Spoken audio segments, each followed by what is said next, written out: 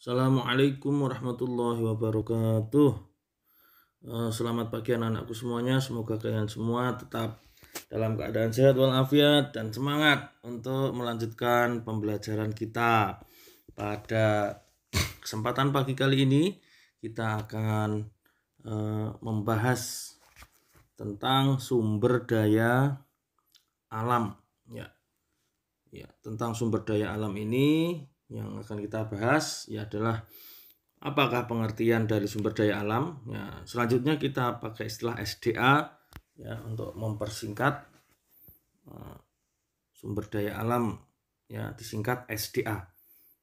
Yang pertama kita bahas adalah pengertian SDA, kemudian penggolongan SDA, kemudian kita akan juga membahas tentang pemanfaatan SDA, sumber daya alam. Baik anak-anakku semuanya, kita mulai pembahasan kita tentang pengertian SDA, sumber daya alam. Perhatikan gambar ini.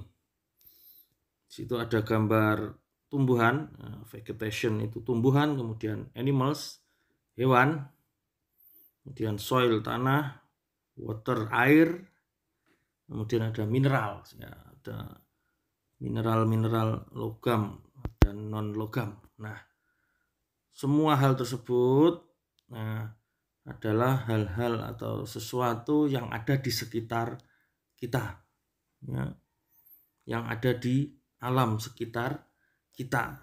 Nah, tumbuhan, hewan, air, tanah, mineral, semuanya itu adalah hal yang biasa kita manfaatkan, semuanya bermanfaat bagi kita untuk memenuhi kebutuhan kita sebagai manusia. Jadi dari ilustrasi tersebut, pengertian sumber daya alam atau SDA adalah segala sesuatu yang ada di alam dan dapat dimanfaatkan untuk memenuhi kebutuhan manusia. Jadi pada dasarnya segala sesuatu yang ada di alam ini dapat dimanfaatkan untuk memenuhi kebutuhan manusia. Baik, kita lanjutkan. Penggolongan SDA, penggolongan sumber daya alam.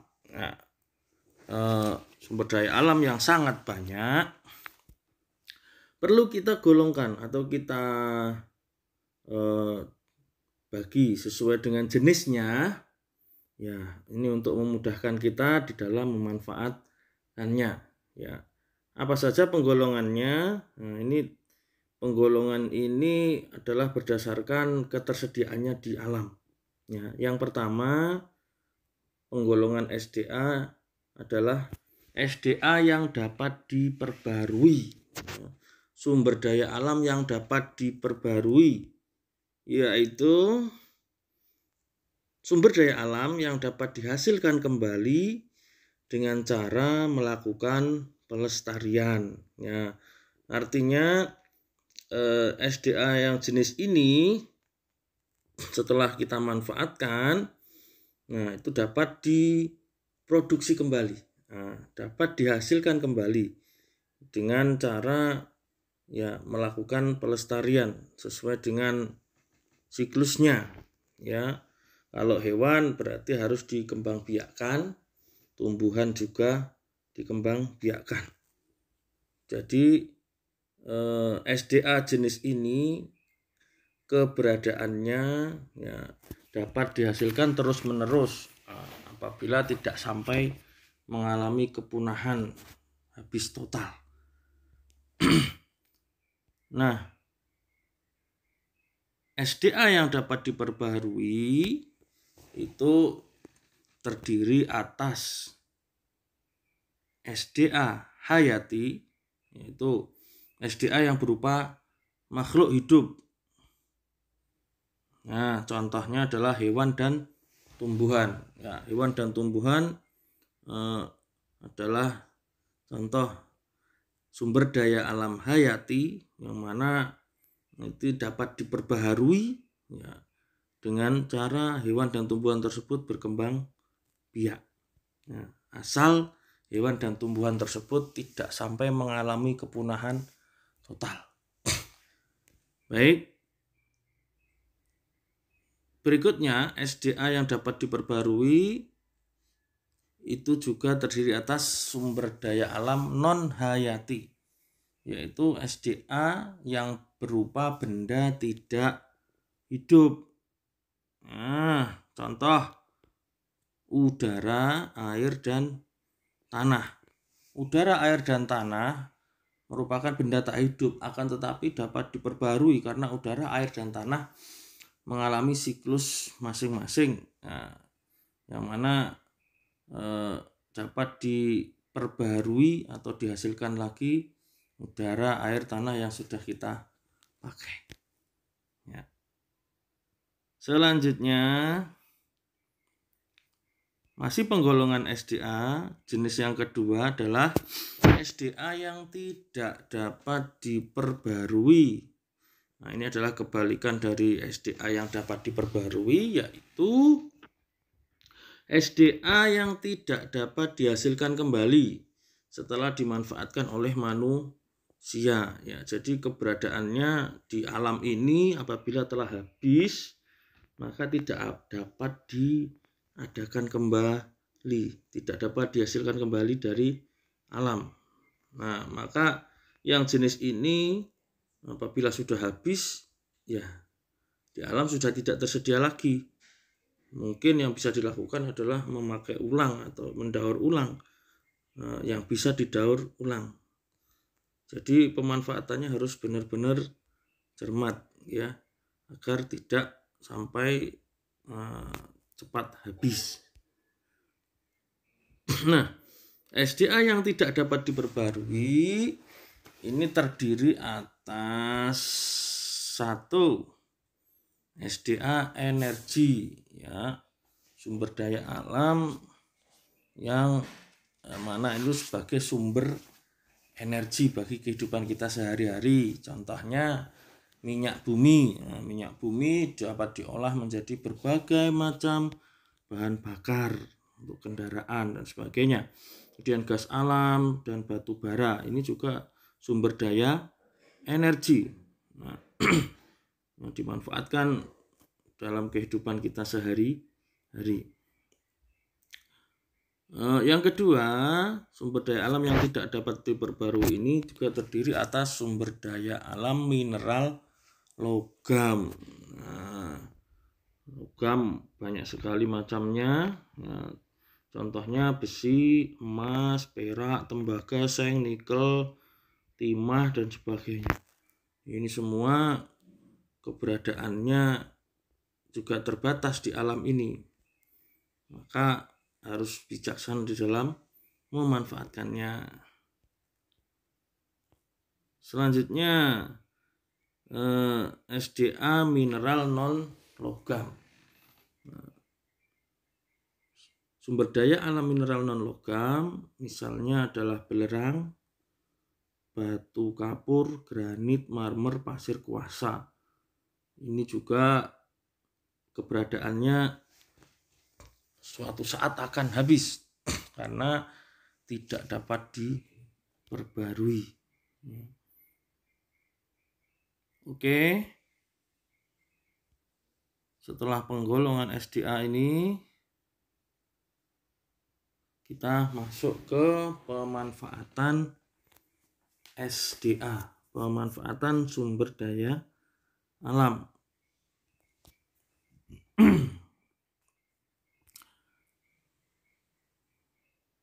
Yang pertama adalah pemanfaatan hasil pertanian. Ini hasil dari para petani.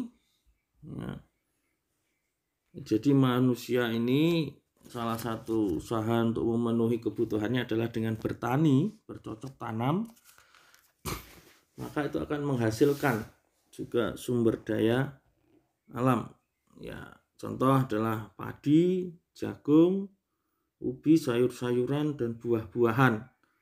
Nah, semua itu sangat bermanfaat untuk memenuhi kebutuhan sehari-hari ya, terutama kebutuhan akan makanan. Nah, karena kehidupan manusia tidak akan bisa lepas dari yang namanya makanan, maka dari hasil pertanian diperolehlah sumber daya alam yang dapat memenuhi kebutuhan makanan sehari-hari. Ya, karena kalau cuma mengandalkan yang ada di alam, maka jumlahnya tidak memenuhi dan tentunya tidak dapat berlangsung secara terus-menerus keberadaannya. Ya, maka dibudidayakan dalam kegiatan pertanian. Ya. Nah, perhatikan gambar, nah, di situ ada tumpeng, ya, terdiri atas macam-macam isinya, ada nasi, lauk pauk, sayur, dan sebagainya. Nah, itu kira-kira terdiri atas banyak komponen ya. Yang pertama dari padi. Nah, padi menghasilkan beras, kemudian beras diolah jadi nasi. Kemudian ada tomat, ada cabai, ada kentang. Semuanya itu adalah hasil pertanian yang dimanfaatkan untuk memenuhi kebutuhan makanan. Ya, kira-kira bisa difahami seperti itu. Hasil pertanian ini untuk memenuhi berbagai jenis kebutuhan makanan manusia. Baik, kita lanjut. Pemanfaatan hasil perkebunan. Nah, contoh perkebunan teh, kopi, dan coklat. Nah, perkebunan kopi menghasilkan kopi. Nah, yang mana kopi dapat dimanfaatkan untuk berbagai macam jenis minuman kopi ya. Ini yang sangat populer akhir-akhir ini ya. Ini adalah satu minuman yang khas ya, yang populer di kalangan kita sekarang. Nah, ini ada kakao atau coklat ya. Buah kakao adalah bahan baku untuk membuat coklat. Namanya olahan coklat ini juga sangat bermacam-macam ya, bisa berupa coklat batangan, minuman, coklat panas, es krim coklat, dan sebagainya. Nah, dari satu bahan berupa kakao ya, buah coklat itu dapat diolah menjadi berbagai macam olahan makanan yang menarik tentunya. Lanjut. Nah, perkebunan juga ada perkebunan kayu putih, kemudian cengkeh. Nah, kayu putih ini tidak asing bagi kita. Ini menghasilkan minyak kayu putih yang sangat bermanfaat untuk menjaga kesehatan kita. Kemudian ada cengkeh. Ya. Cengkeh ini juga dapat menghasilkan minyak yang bermanfaat, ya, minyak cengkeh untuk kesehatan kita juga. Kemudian ada kapas. Nah, kapas seratnya dapat dipintal menjadi benang, kemudian ditenun menjadi kain. Nah, dari kain bisa dibuat berbagai macam benda ya, pakaian atau benda-benda yang lainnya. Nah, awalnya dari kapas. Kemudian ada lidah buaya. Nah, lidah buaya dapat dimanfaatkan untuk kosmetik dan untuk obat-obatan. Kemudian ada karet. Nah, getahnya dapat diolah menjadi berbagai macam bahan, misalnya ban atau bahan-bahan yang lain yang terbuat dari karet. Kemudian pemanfaatan hasil peternakan. Nah, ini yang diternakkan adalah hewan-hewan baik yang berkaki 4 maupun berkaki 2. Ini semua juga untuk memenuhi kebutuhan manusia. Misalnya ini ada ayam. Kalau ayam petelur, maka yang dimanfaatkan adalah telurnya, terutama memproduksi telur setiap hari. Ini juga untuk kebutuhan makanan manusia.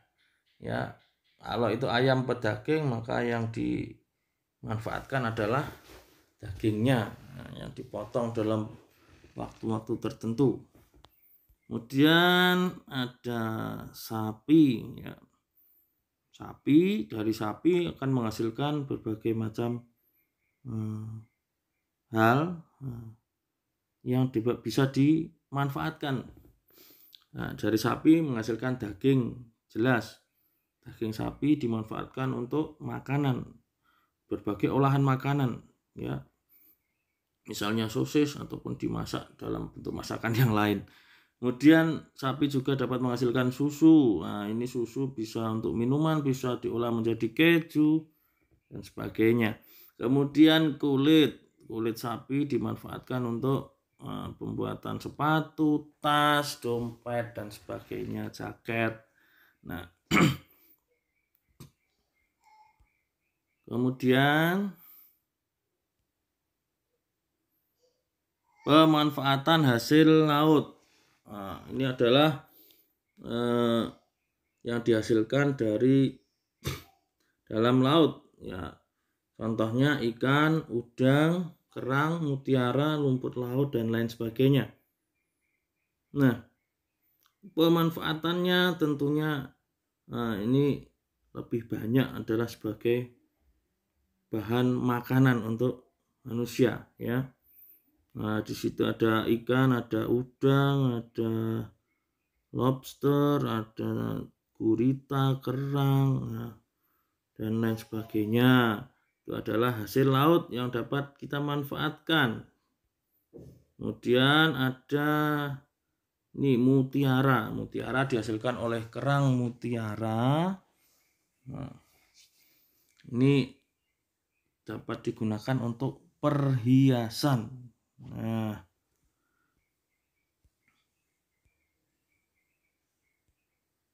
kemudian pemanfaatan hasil hutan.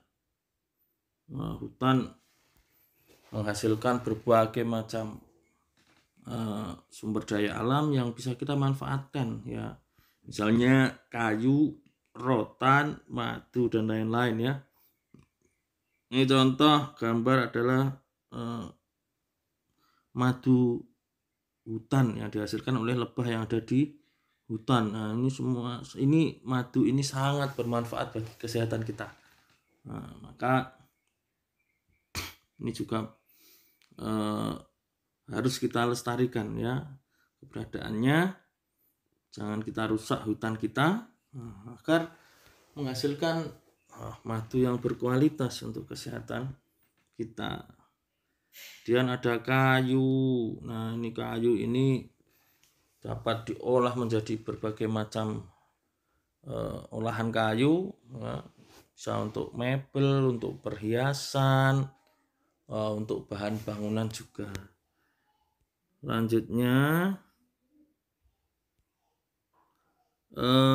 pemanfaatan hasil pertambangan. Kegiatan pertambangan adalah mengambil barang-barang tambang yang ada di dalam bumi, ya. Misalnya minyak bumi, besi, emas, perak, aluminium dan lain-lain. Minyak bumi sudah sangat familiar bagi kita, gunakan sebagai bahan bakar, berbagai macam bahan bakar, ya. Dari kendaraan roda 2, roda 4 sampai pesawat terbang, ya, semuanya menggunakan minyak bumi sebagai bahan bakarnya. Tentunya diolah menjadi berbagai macam jenis bahan bakar. Kemudian ada ini besi, aluminium, tembaga, ya. Ini bisa dimanfaatkan misalnya untuk peralatan rumah tangga, membuat peralatan rumah tangga. Nah, Kemudian ada emas dan perak, dimanfaatkan sebagai perhiasan. Kemudian pasir, ini pasir untuk bahan bangunan, dan masih banyak lagi yang lainnya. Demikian uraian tentang sumber daya alam. Semoga uraian yang singkat ini ya memberikan manfaat bagi kita, ya, wawasan kita tentang sumber daya alam, sehingga kita mampu memanfaatkan sumber daya alam tersebut dengan bijaksana, ya, agar keberadaannya tidak cepat habis, ya, generasi berikutnya dapat memanfaatkannya, ya, semua dapat memanfaatkannya dengan baik. Ya, demikian uraian tentang sumber daya alam, semoga bermanfaat. Wassalamualaikum warahmatullahi wabarakatuh.